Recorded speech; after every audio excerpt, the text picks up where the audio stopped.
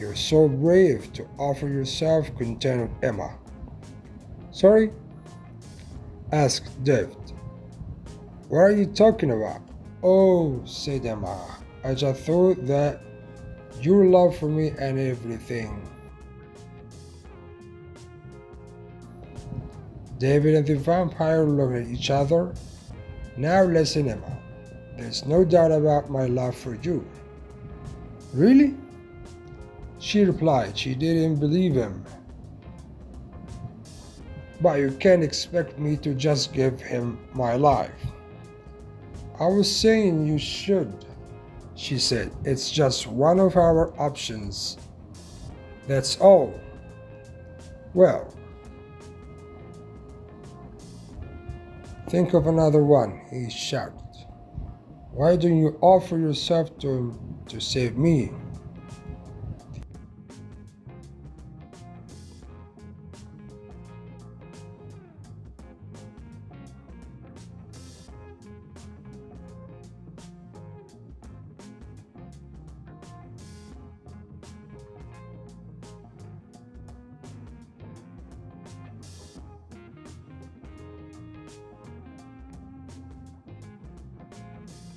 Atmosphere in the room had certainly turned ugly.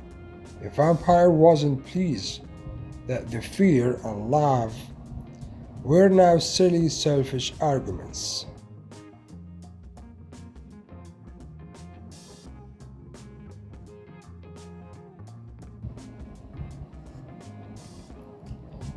Emma was very angry. I hope you're joking. Let's see how strong your love is. What a horrible man. What about the woman I was planning to marry? Offering me to a vampire like a bone to a dog.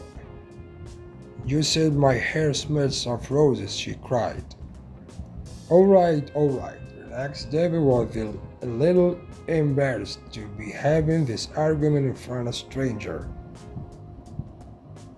I'm an angel, you said. She carried on shouting. Must drink, shouted the vampire angrily, as she came even closer. He wanted to make a quick kill. Then he could get away from these terrible people as soon as possible. His eyes opened wider and his teeth were bared. Which one? Here. David pointed at his future wife. Him, screamed Emma in anger. Please, him. The vampire approached David. She's younger, sweeter, said David. The vampire turned to Emma.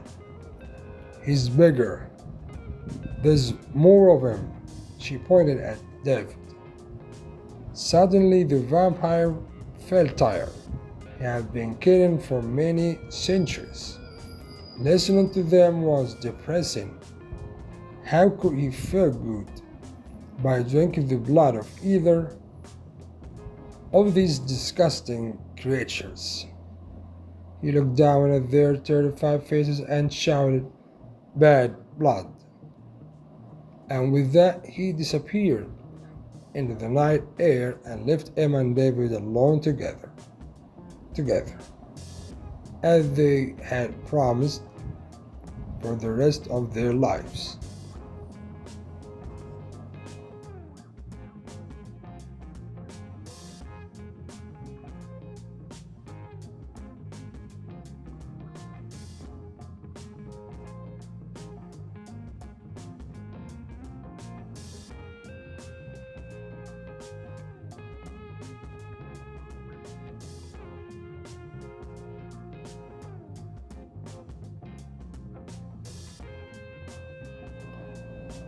Dr. Thomas Strayer looked around the control room at his team of scientists and engineers.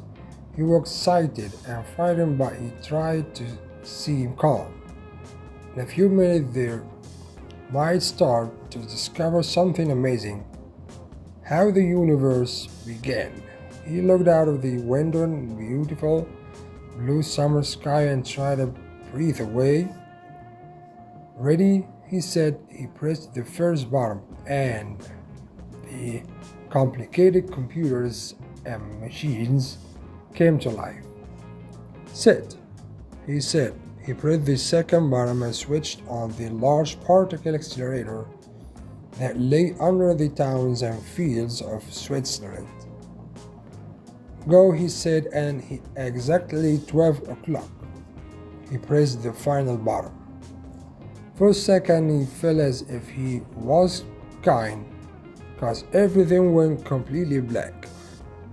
Thomas shouted in shock, but the lights were already on again.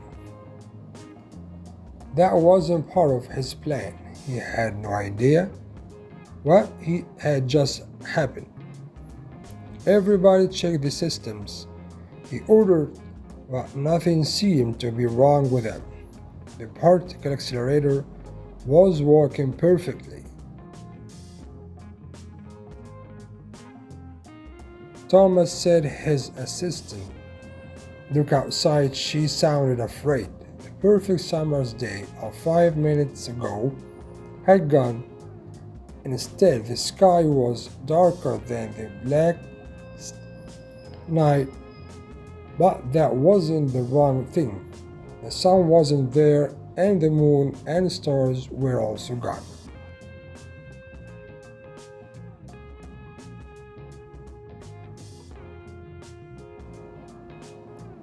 People were shouting and screaming. They started calling their families on the telephone because they were afraid they had all gone too. Thomas felt as if it was hard to breathe, but he counted to 10 and tried to breathe slowly. He sat at the main computer and stared, reading the information and numbers from his experiment, but he couldn't find anything to explain what was happening.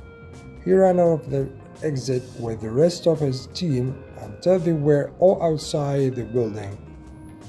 Everyone else in the building was outside, frightened and confused. They were using the screens and lights on their mobile phones to see better.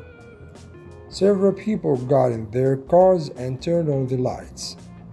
They drove to the entrance to make a small area of light for everybody to stand together. The street lights turned on, but most people were still afraid. Then, almost 20 minutes after Thomas had started the particle accelerator, the sun was in the sky again. It was warm and yellow, and the black sky turned blue again. Everyone started laughing and dancing around, and Thomas felt as if he could breathe normally again. But later, hours later, when the real night began, no one was happy, because although the moon rose again, there were no stars in the sky at all. No one wanted to know what Thomas' work was actually about. They don't care what the particle accelerator was for. What did that matter? All they cared about was what had happened after he turned the machine on. He had stolen all the stars. Or that's what the newspaper said. And when they made him to go to the International Criminal Court, they charged him with stealing the stars. Thomas said, "I'm not guilty." "Well, if you didn't steal the stars, Dr. Strayer," said the lawyer for the prosecution, "what did you do?" "If you're asking about my work," said Thomas, "we didn't do anything. We showed that the machine was working, that's all."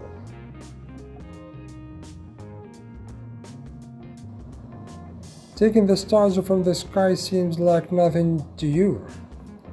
The lawyer looked around at the people in the court. "No one here would think it's nothing. No one in the world would think it's nothing. That's not what I mean, said Thomas, but I can tell you this. When the machine started, there was suddenly no photos in the test room.